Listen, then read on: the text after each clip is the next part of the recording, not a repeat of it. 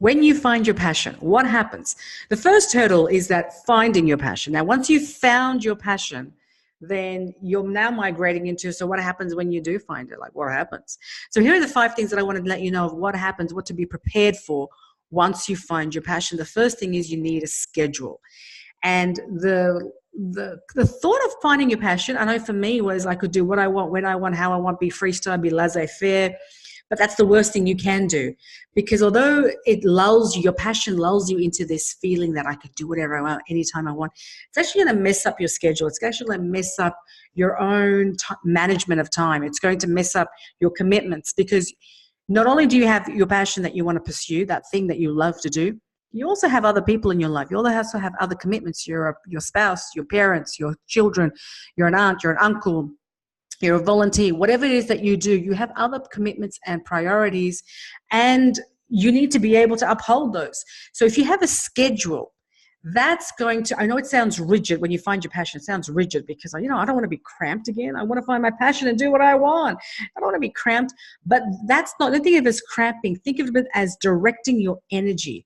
Because if you can direct your energy, that's going to give you enough ammunition. It's going to give you enough energy to pursue your passion. Because when you feel guilty because you didn't serve your parents, or you didn't serve your kids, or you didn't serve your volunteer efforts, or you weren't being, you're going to feel guilty. And if you feel guilty, that's going to drag to your passion. So at the first start of anything, have a schedule to know when your commitments are, what your commitments are, and what you need to give throughout your day, your week. And I want you to give this space also to allow yourself to make mistakes and get to know yourself. Because when you're pursuing your passion, you've probably come out of corporate, or you've probably just come out of a degree or finished school, and you've been through a cocoon of where things you've been told what to do, how to do it, either at school or it's at work. When you're pursuing a passion, you're on your own. And if you've never been on your own in just managing your time completely, it's going to be a new field of dreams, okay? Let's put it that way. So what I want you to do is leave time or leave a space so that you build awareness of how your body clock is, how your rhythm is, when you are optimum in your energy and your clarity of thinking, clarity of thought. So that, say for example, what's your morning routine going to look like? What's your evening routine going to look like? What days are you going to spend with your parents? What days are you going to spend with your spouse?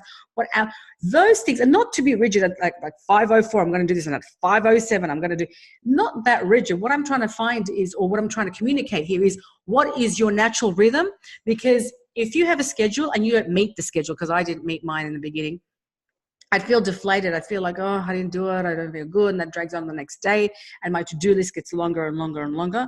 But if I just gave myself the capability to just learn about myself and see where are my optimum times, then I can tweak my schedule as every day passes. I can tweak and tweak and tweak until I get to know myself such that I have a schedule that's going to really resonate with how I perform versus how somebody else performs, how it should look like. Does that make sense? So give yourself 2 weeks, 3 weeks, whatever it takes for you to tweak your schedule so that it relates to you. Second thing is, make time. When you've discovered your passion, you have to make time to learn. And what are you learning? Well, you're going to be learning, if you want to transfer the passion into a profession, how to do sales, how to do marketing, how to be able to, manage your energy, how to meditate, how to pray, how to be able to optimize on reading, on writing, on gaining more information about your skill set, about how to deliver it. All those things require learning. So in your schedule, what you want to add to it is, at what points am I going to add in my learning time, so that you're not feeling guilty, so you're not feeling overwhelmed, so you're not feeling like there's so much happening, I don't know what's going on. If you can add in learning time, and which I know is very hard to carve in and stick to, but even if it's half an hour or an hour, if you can carve that in, whether it's a day or a week, wherever you can fit it in, if you add that in, it's just going to allow you to be on top of your game so you're not feeling overwhelmed. Because a lot of people think, or have the feeling of, and it is, I agree, social media is overwhelming. There's this and there's that and there's that and there's that. And there's so much to learn. I mean, that's just social media alone. And there's so many other things you've got to learn. So if you allow yourself time to just learn and then implement as you're learning, it's going to just save you a lot of headache, a lot of overwhelm, a lot of frustration. And you'll also know that as you're learning, you're growing. So you're not feeling like you're left behind or you don't know what's going on. It allows your own consciousness, allows your own growth to be fed. And as you're growing and you're feeding your own ability to move forward, it's just going to make you feel better and allow you to perform and execute better on your passion. So schedule, learning. The third thing is that allow yourself to manage your expectation. Okay, that's how I'm going to put it. If you can manage your expectation, what do I mean by manage your expectation? It means that if, for example, if you go buy someone a present on their birthday and they don't reciprocate and buy you one on yours, your feelings might be hurt if you expected them to buy you something or at least say happy birthday to you on your birthday. So what happens is when we have expectation, we feel disappointed, sometimes deflated, sometimes disillusioned. And so to avoid that, you want to always avoid having any expectation of anyone when you do something good. I mean, we're putting morals and courtesies and manners to the side because we can't control what someone else's behavior is, but all we can do is look at our own. And so if we can manage expectation, we're not going to be disappointed. And it's the same with passion. If you can manage your expectation of how soon it has to come into fruition. Now, hopefully it's going to become changing into a profession and you can monetize it very soon.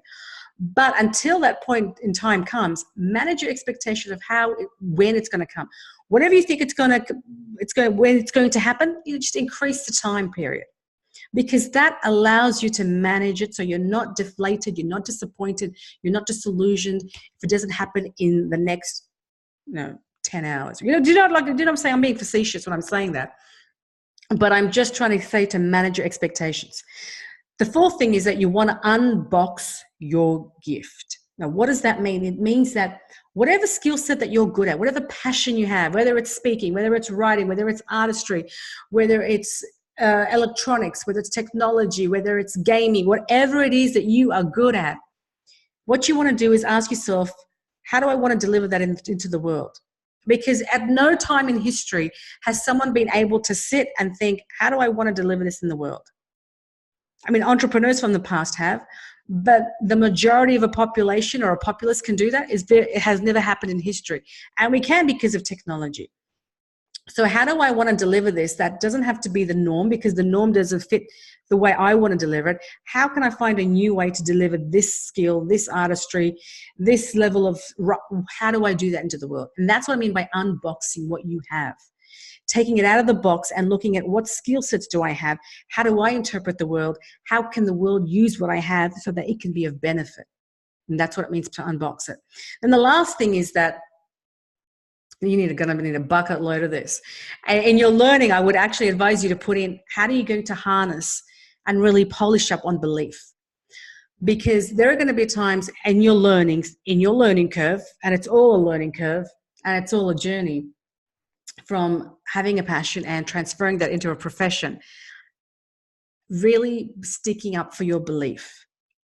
And the hardest part is if you're an employee and you're now going into the world of having your own thing, having your own gig, or if you've been in school and now you want to start your own thing or start it on the side, the hardest part is believing that it can work, because you're on your own. Because when you've been at school, you had a teacher that said your work was good and they gave you an A or a B or a mark that you were happy with. When you go to working for someone, they give you a salary that endorses your work, or they give you a promotion, or they say in the meeting that what you've done is fantastic. But when you're doing your own thing, there is no one to say to you, that's pretty good. And so for that reason, you need to back yourself 1,000%, even when it's uncomfortable, even when you don't feel like it. And that's the hardest part, because if you've been conditioned for a long time that someone else has always endorsed your work, you're going to come to an awakening where no one else is going to endorse your work, because you're on your own, because that's what you've chosen, a passion to go on your own path. And that's the excitement. But that's part of the learning. It doesn't mean you can't do this for yourself. It just means you need to be aware, and you need to be your own cheerleader consistently. Okay? Totally consistently. Because if you can be that person for yourself and not rely on someone else's endorsement, then you're going to allow for that schedule to tweak. You're going to allow for your expectations to be managed about how soon it's going to happen. You're going to be able to give yourself the time to learn and unbox your own potential and deliver it the way you want. And it all stems from managing your own expectation of yourself so that you're not feeling despondent if one day, in 1 hour or 1 week or 2 weeks, it doesn't go your way. You're going to have to manage your belief about yourself. And I'm only saying that because I know it was a huge thing for me coming out of school, coming out of university, when a professor or a tutor tells you that your work is good and then you get a pass and then you can go on to the next subject. You know, like that's endorsement. Like that's saying to you that you can do the work. When you go to work, if you start in corporate or if you're working in government, then obviously your salary is that thing that says that you're doing the right thing, or your boss tells you you're doing the right thing. But when you're on your own, you don't have that. And it's hard, and it's probably hard to imagine unless you've been in that position, but just be prepared for that. And that's all it is. If you're prepared for it, then when it happens, your brain's not going to freak out or go into chaos mode. You're going to just accept it. But if you can just prepare that if that happens, here's what I'm going to do. Here's what I'm going to do. I'm going to go talk to this person, or I'm going to catch up with these kinds of friends, whatever it is. If you can put a plan in place that if my belief in myself and my work, kind of diminishes, here's what I'm going to do. If you can have a plan, if it happens, then you know what to do. But if you don't have a plan or you don't have an action step, then if it does happen, you're just going to go, oh, I'm not good enough. This is not enough. I'm too young. I'm too old. I'm too this. And then those things are going to take over your mind when it's not the truth. The truth is that you just need to manage your expectation, your energy, and your conditioning. Because the conditioning you've had is having endorsements from others, and now you need to endorse yourself. So you need to double down on betting on yourself.